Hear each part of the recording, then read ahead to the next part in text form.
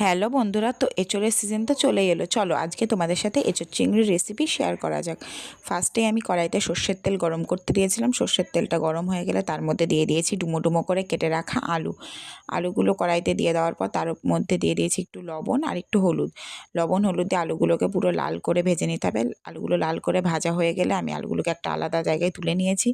এবার ওই তেলের মধ্যেই দিয়ে দিচ্ছি কেটে রাখা পেঁয়াজ কুচি দেওয়ার পর দিয়ে একটু নাড়াচাড়া করে পেঁয়াজটা যেই নরম হয়ে আসবে তখন তার মধ্যে দিয়ে দেবো আগে থাকতে সিদ্ধ করে রাখা এঁচোড়গুলো। আর এঁচোড়গুলোকে আমি আগে থাকতে সিদ্ধ করে রেখেছিলাম, যেহেতু এখন কচি এঁচোড়।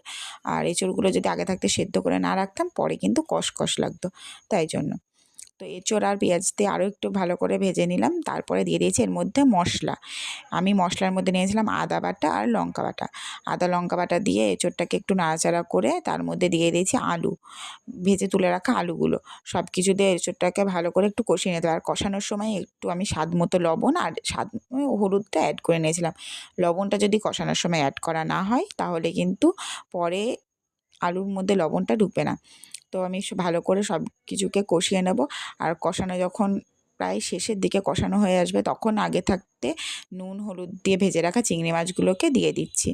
সব কিছু দিয়ে ভালো করে কষিয়ে নেওয়ার পর একটু জল দিয়ে ফুটিয়ে নিতে হবে। আর জল দিয়ে ভালো করে ফুটে উঠলে তার মধ্যে একটু গরম মশলা ছড়িয়ে নামিয়ে নিলে রেডি এঁচোড় চিংড়ি। তোমরা কে কে এঁচোড় চিংড়ি খেতে পছন্দ করো অবশ্যই জানিও। টাটা।